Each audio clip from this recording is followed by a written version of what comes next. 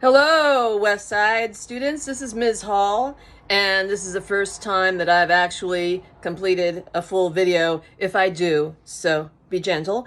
And I am going to read a story that I will give you the web address for, and we'll talk about the questions at the end of it first. And I hope that you like it. If you don't, try to like it a little bit. It's called The Lottery, and it's by Shirley Jackson. Now, maybe the lottery isn't something that you relate to that well. I don't think I did when I first read it. But you know what really got me into it? A neighbor actually told me how it related to my life, because I had a mother, and she was a single mom for most of our lives and her life. And she was really into supporting other women and speaking up when she saw things going wrong. But back then, it was more difficult for women to speak out. So, for example, one time she got in between a man and a woman when a man was basically hitting his wife in front of a grocery store. And he yelled at her, "Oh, you ugly whatnot. I bet you couldn't even get a man." And people just kind of made fun of her and kind of othered her because of the fact that she was outspoken. And after she died, a neighbor said to me, "You know, the way people treated your mom was wrong. And I always thought of The Lottery by Shirley Jackson when I think of your mom." So I thought, I'm going to read The Lottery again. Hey, all you cool cats and kittens. Thank you very much for helping me make my first instructional video here. I was in my kitchen. Now I am in my backyard, and hopefully I will be able to stitch two videos together. So we are going to read The Lottery by Shirley Jackson. And for the PDF, just type into Google The Lottery by Shirley Jackson PDF. And the first one that comes up, this web1.nbed.nb.ca one, is the one that has the text and the questions. And here's questions right here. Describe a setting using specific details from the story in your answer. Explain the feelings of most people in town toward the lottery. 3, what evidence is there that the lottery has been going on for a long time? 4, what is Old Man Warner's attitude about those who would like to change things? 5, explain how the lottery works. 6, in which way is the title, The Lottery, misleading? What would the author want to trick the reader? Why would the author want to trick the reader by having a misleading title? I make mistakes when I try to read from my phone screen, and it's sunny and all that. It is a beautiful day. We've got stuff in bloom, and there I am. So without further ado, I'm going to launch into the reading. So hopefully you're reading with me.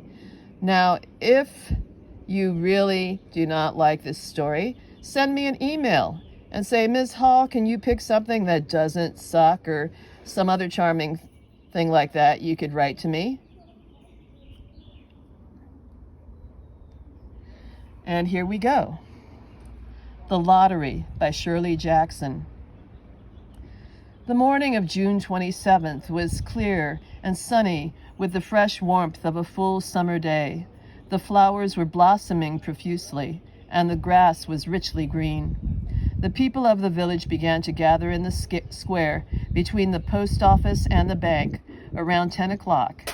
In some towns there were so many people that the lottery took 2 days and had to be started on June 26.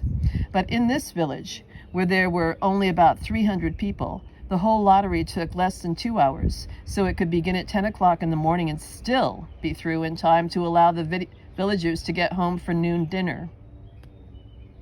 The children assembled first, of course. School was recently over for the summer, and the feeling of liberty sat uneasily on most of them. They tended to gather together quietly for a while before they broke into boisterous play, and their talk was still of the classroom and the teacher, of books and reprimands. Bobby Martin had already stuffed his pockets full of stones, and the other boys soon followed his example, selecting the smoothest and roundest stones.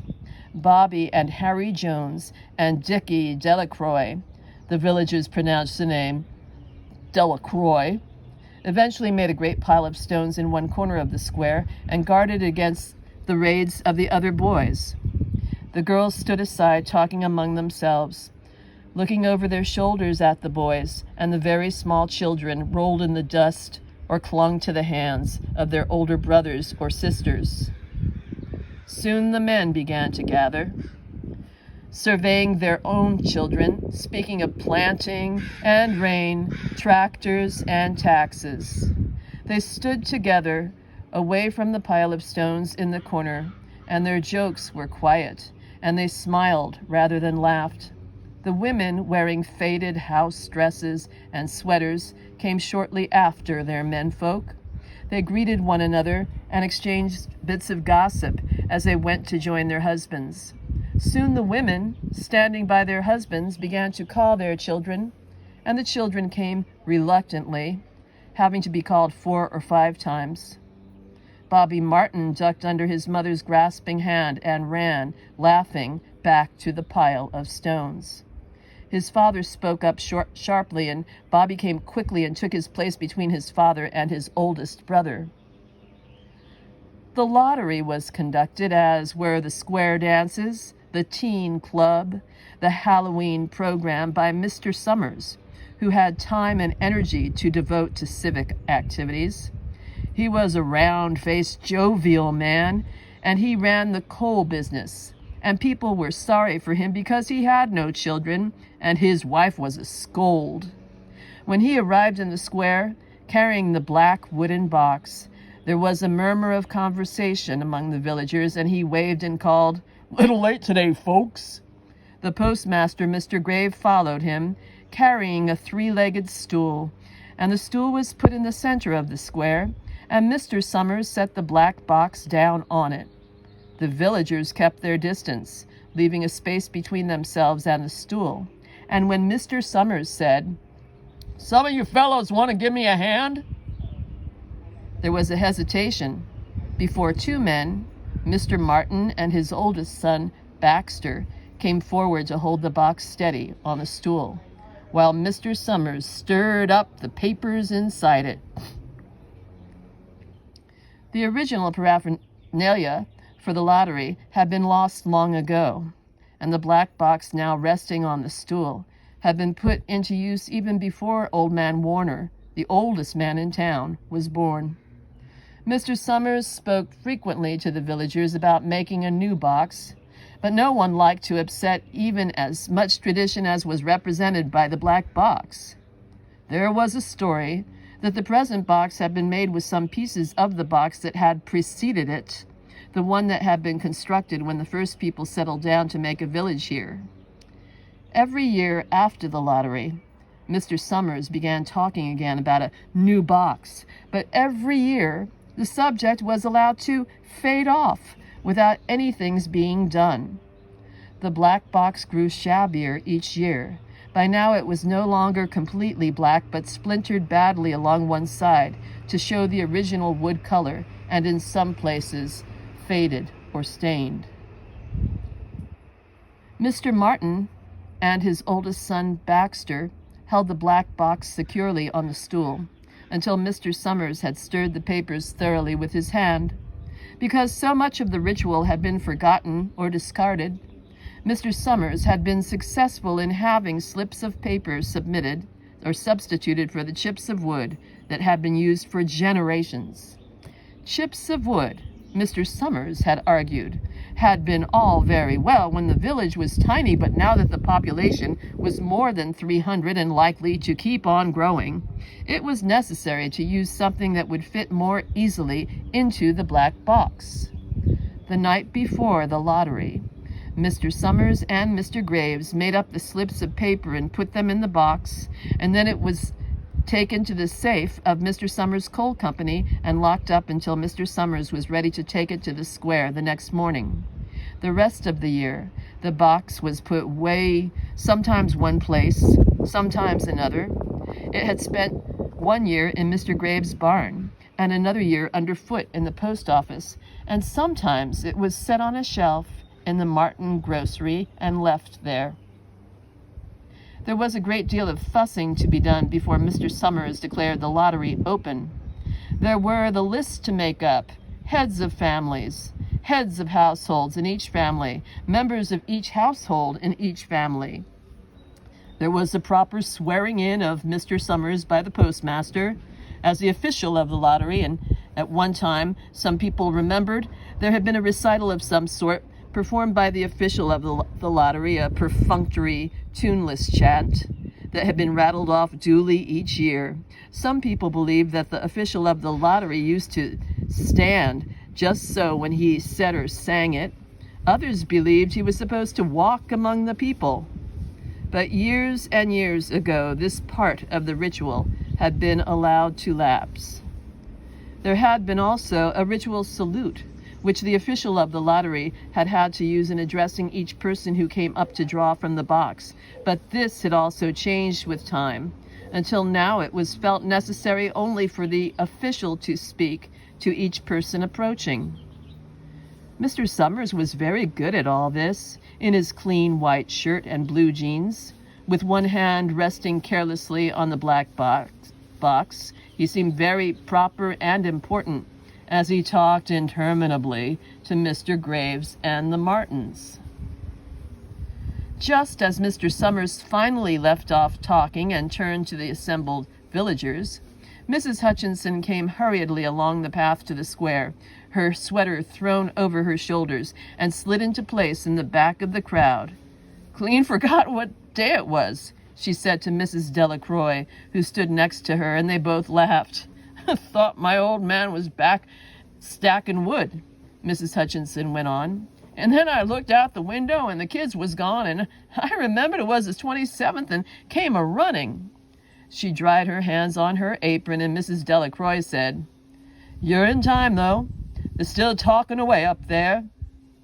Mrs. Hutchinson craned her neck to see through the crowd and found her husband and children standing near the front. She tapped Mrs. Delacroix on the arm as a farewell and began to make her way through the crowd. The people separated good-humoredly to let her through. 2 or 3 people said in voices just loud enough to be heard across the crowd, "Here comes your Mrs. Hutchinson," and, "Bill, she made it after all." Mrs. Hutchinson reached her husband, and Mr. Summers, who had been waiting, said cheerfully, "Thought we were going to have to get on without you, Tessie." Mrs. Hutchinson said, grinning, "Wouldn't have me leave my dishes in the sink now, would you, Joe?" And soft laughter ran through the crowd as people stirred back into position after Mrs. Hutchinson's arrival.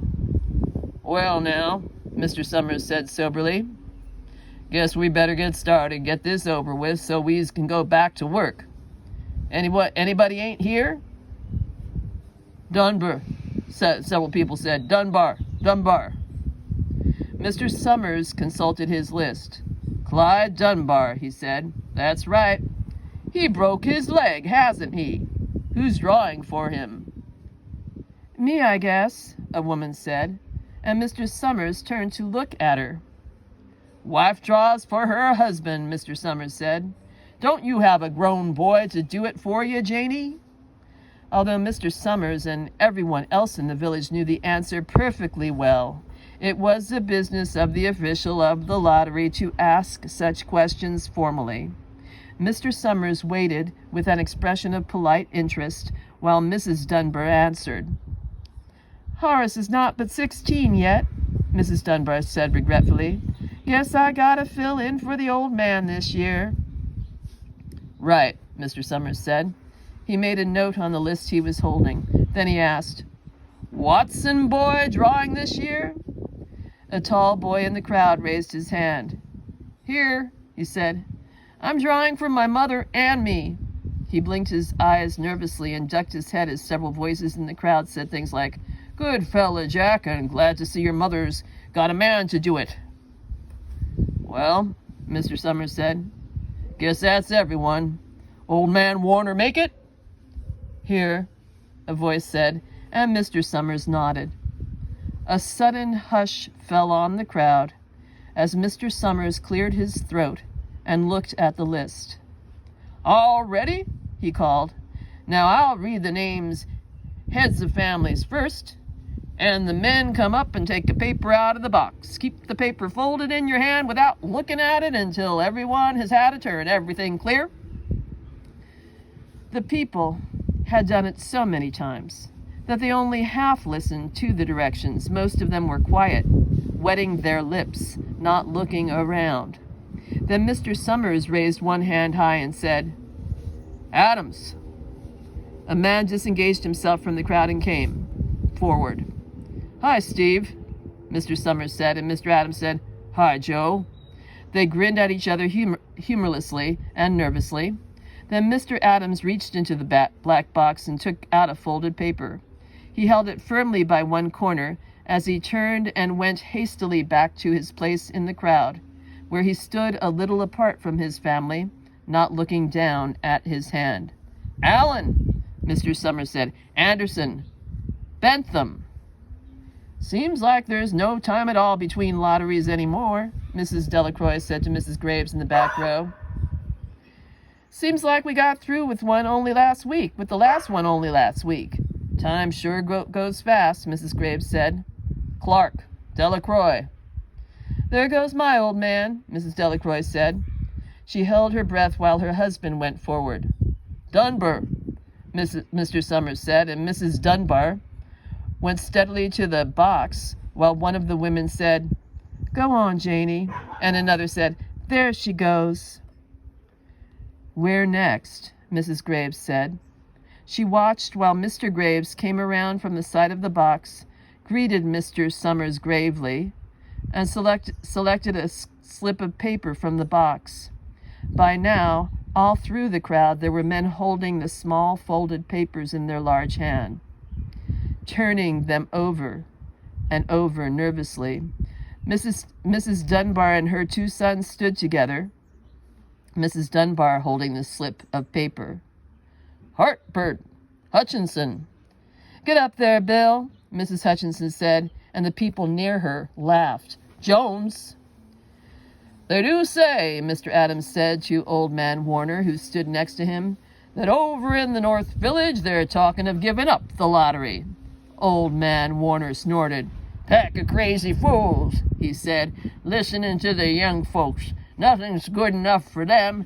Next thing you know, they'll be wanting to go back to living in caves. Nobody work anymore. Live that way for a while. Used to be a saying about lottery in June. Corn be heavy soon. First thing you know, we'll all be eating stewed chickweed and acorns. There's always been a lottery," he added petulantly. "Bad enough to see young Joe Summers up there joking with everyone." "Some places have already quit lotteries," Mrs. Adams said. "Nothing but trouble in that," old man Warner said stoutly. "Pack of young fools." Martin and Bobby Martin watched his father go forward. "Overdyke! Percy!" "I wish they'd hurry," Mrs. Dunbar said to her older son. "I wish they'd hurry." "They're almost through," her son said. "You get ready to run tell Dad," Mrs. Dunbar said. Mr. Summers called his own name, then stepped forward precisely and selected a slip from the box, and he called, "Warner." 77th year I've been in the lottery," old man Warner said as he went through the crowd. 77th time. "Watson." The tall boy came awkwardly through the crowd. Someone said, "Don't be nervous, Jack," and Mr. Summers said, "Take your time, son." "Zanini." After that, there was a long pause, a breathless pause, until Mr. Summers, holding a slip of paper in the air, said, "All right, fellows." For a minute, no one moved. And then all the slips of paper were opened. Suddenly, all the women began to speak at once, saying, Who is it? Who's got it? Is it the Dunbars? Is it the Watsons? Then the voices began to say, It's Hutchinson. It's Bill. Bill Hutchinson's got it. Go tell your father, Mrs. Dunbar said to her older son. People began to look around to see the Hutchinsons. Bill Hutchinson was standing quiet, staring down at the paper in his hand. Suddenly, Tessie Hutchinson shouted to Mr. Summers, You didn't give him time enough to take any paper he wanted. I saw you. It wasn't fair. Be a good sport, Tessie, Mrs. Delacroix called, and Mrs. Graves said, All of us took the same chance. Shut up, Tessie, Bill Hutchinson said. Well, everyone, Mr. Summers said, that was done pretty fast, and now we've got to be hurrying a little more to get done in time. He consulted his next list. Bill, he said, you draw for the Hutchinson family. You got any other households in the Hutchinsons? There's Don and Eva, Mrs. Hutchinson yelled. Make them take their chance. Daughters draw with their husbands' families, Tessie, Mr. Summers said gently. You know that as well as anyone else. It wasn't fair, Tessie said. I guess not, Joe, Bill Hutchinson said regretfully. My daughter draws with her husband's family, that's only fair, and I've got no other family except the kids. Then as far as drawing for families is concerned, it's you, Mr. Summers said in explanation. And as far as drawing for households is concerned, that's you too, right? Right, Bill Hutchinson said. How many kids, Bill? Mr. Summers asked formally. 3, Bill Hutchinson said. There's Bill Jr. and Nancy and little Dave and Tessie and me. All right then, Mr. Summers said. Harry, you got your tickets back? Mr. Graves nodded and held up the slips of paper. Put them in the box, then, Mr. Summers directed. Take Bill's and put it in. I think we ought to start over, Mrs. Hutchinson said as quietly as she could. I tell you, it wasn't fair. You didn't give him enough time to choose. Everybody saw that. Mr. Graves had selected the 5 slips and put them in the box, and he dropped all the papers but those onto the ground, where the breeze caught them and lifted them off. Listen, everybody, Mrs. Hutchinson was saying to the people around her. Ready, Bill? Mr. Summers asked, and Bill Hutchinson, with one quick glance around at his wife and children, nodded. Remember, Mr. Summers said, take the slips and keep them folded until each person has taken one. Harry, you help little Dave. Mr. Graves took his hand off the little boy, who came willingly with him up to the box. Take a paper out of the box, Davy, Mr. Summers said. Davy, put your hand into the box. Davy put his hand into the box and laughed. Take just one paper, Mr. Summers said. Harry, you hold it for him. Mr. Graves took the child's hand and removed the folded paper from the tight fist and held it while little Davy stood next to him and looked up at him wonderingly. Nancy next, Mr. Summers said. Nancy was 12, and her school friends breathed heavily as she went forward, switching her skirt, and took a slip daintily from the box. Bill Jr., Mr. Summers said. And Billy, his face red and his feet overlarge, near knocked the box over as he got a paper out. Tessie, Mr. Summers said. She hesitated for a minute, looking around defiantly, and then set her lips and went up to the box. She snatched a paper out and held it behind her. Bill, Mr. Summers said, and Bill Hutchinson reached into the box and felt around, bringing his hand out at last with a slip of paper in it. The crowd was quiet. A girl whispered, I hope it's not Nancy. And the sound of the whisper reached the edges of the crowd. It's not the way it used to be, Old Man Warner said clearly. People ain't the way they used to be. All right, Mr. Summers said. Open the papers. Harry, you open little Dave's. Mr. Graves opened the slip of paper, and there was a general sigh through the crowd as he held it up, and everyone could see that it was blank. Nancy and Bill Jr. opened theirs at the same time, and both beamed and laughed, turning around to the crowd and holding their slips of paper above their heads. "Tessie," Mr. Summers said. There was a pause, and then Mr. Summers looked at Bill Hutchinson, and Bill unfolded his paper and showed it. It was blank. "It's Tessie," Mr. Summers said, and his voice was hushed. "Show us her paper, Bill." Bill Hutchinson went over to his wife, and forced the slip of paper out of her hand. It had a black spot on it, the black spot Mr. Summers had made the night before with the heavy pencil in the coal company office.